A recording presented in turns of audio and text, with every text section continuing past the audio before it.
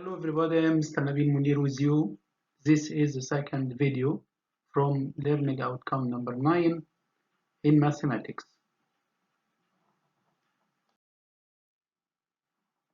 The objective to this video, graph and analyze the cosine function.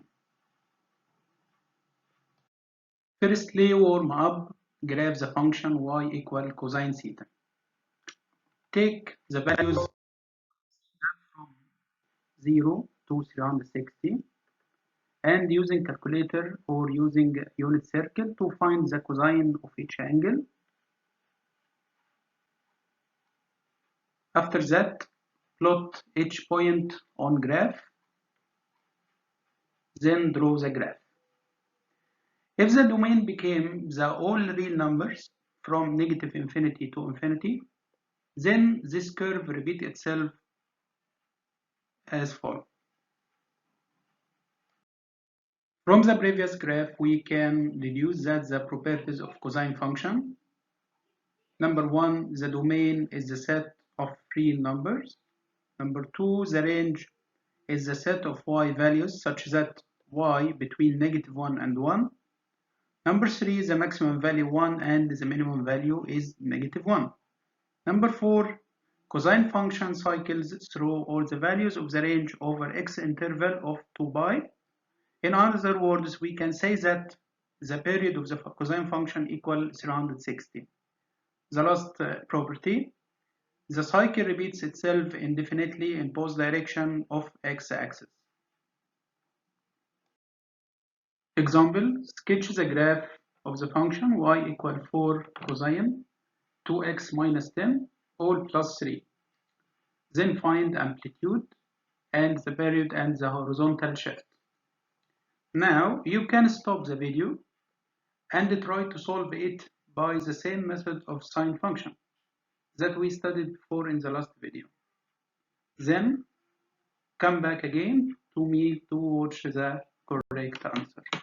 Okay. To solve the previous question, you must know the graph transformation of cosine function. Consider the form y equal a cosine bx minus c all plus d, where a, b, c, and d are all constants. These constants have the effect of translating, reflecting, stretching, and shrinking the basic graph. Number one, the vertical shift. In the relation we considered before, y equal a cosine bx minus c all plus d, the constant d is the vertical shift of the graph. And we have two cases to the constant d. Number one, if d positive or more than 0, then the graph translates up or shifted up absolute value d units. Number two, if d is negative, then the graph shifted down absolute value d units. Look at this graph. We have three functions. The first function is the basic function y equal cosine x, the gray curve. And we have another two functions. The green curve y equal cosine x plus 0.5. We notice that the curve shifted up 0.5 because d is positive. And the third graph y equal cosine x minus 2, d is negative, then the graph shifted down 2 units. Okay, number two, the amplitude. Look at this graph, the opposite figure. We have three graphs.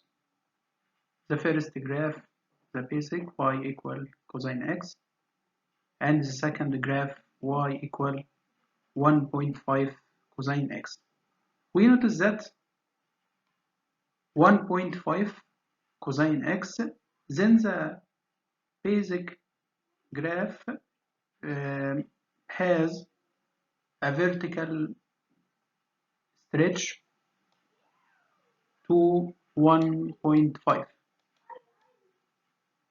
Then the range of this curve became from negative 1.5 to 1.5. The third graph, y equal negative 2 cosine x, its range from negative 2 to 2. Then the constant absolute value A is the amplitude of the graph, such that if the absolute value of A more than 1, then there will be a vertical stretch, like the graph number 2 and the graph number 3. If the absolute value of A is smaller than 1, then there will be a vertical shrinking, not stretching. The last one, if A is smaller than 0, is negative, A is negative like number 3, then the graph is also reflected across x-axis. Number 3 is the constant B. In the same relation, the absolute value of B smaller than 1, then there will be a horizontal, not vertical, a horizontal stretching. Look at this graph. We have two functions. The basic function y equal cosine x, and the second function y equal cosine half x.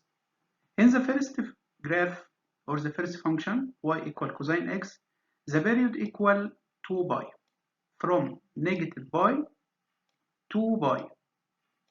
The function repeats itself in this interval, from negative pi to pi.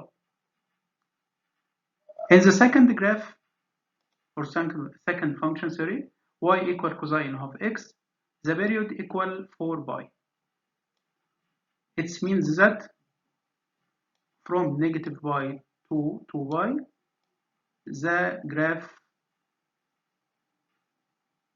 repeats itself. Okay. Follow the constant b. If the absolute value b more than 1, then there will be a horizontal shrinking. And if b is smaller than 0, then the graph is also reflected across y-axis. Look at these two graphs, the basic graph y equal cosine x, and the second graph negative cosine negative 2x. In the second graph, the period became pi, because from the rule of period we studied before in sine function, the period equal 2 pi divided b inside absolute value, and then 2 pi divided negative 2 equal pi. And in the green curve, we notice that the curve repeated every pi period. Number 4, the horizontal shift. In the same relation, if the value of c over b is negative, then the graph translates to left absolute value c over b units. And if c over b is positive, then the graph translated to right absolute value c over b units. For example, in the opposite figure, we have two functions, the basic function y equal cosine x, and the second function y equal cosine x minus pi over 4. The value of c equal pi over 4, and the value of b equal 1. Then the expression c over b equal pi over 4 is positive. Then the graph shifted to right pi over 4.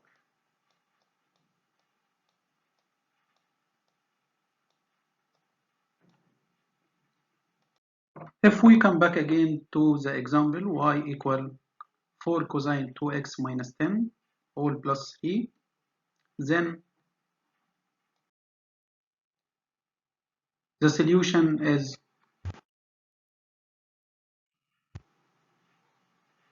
the amplitude absolute value of A equal 4, and the period equal 2 pi over 2 equal pi, or 180.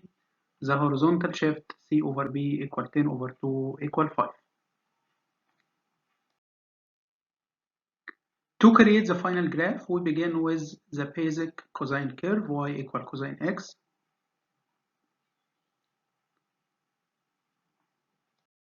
After that, we sketch the graph of each of the following equations in a sequence. Number 1, y equal cosine 2x, like this graph.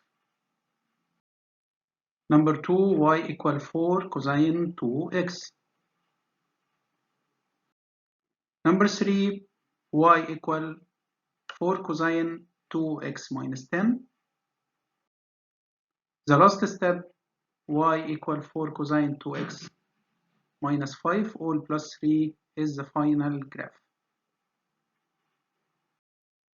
If we summarize the graph in 5 steps, number 1, then number 2, then 3, 4, 5 is the final graph. The homework to this video: sketch the graph of the function y equal 2 cosine 3x plus 6 all minus 5, then find the amplitude and the period and the horizontal shift. I will send a form contains this homework today, inshallah, to choose the correct answer. Finally, thank you for watching this video and see you later in the next video. Thank you.